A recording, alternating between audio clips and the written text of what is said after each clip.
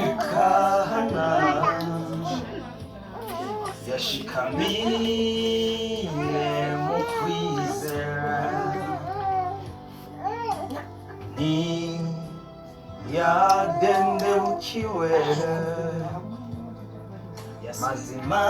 mazimana yamwishura ntukaganye ngo nzobahone ngo mbese zambariki imana yo mu mahigwe ni nayo mu makuba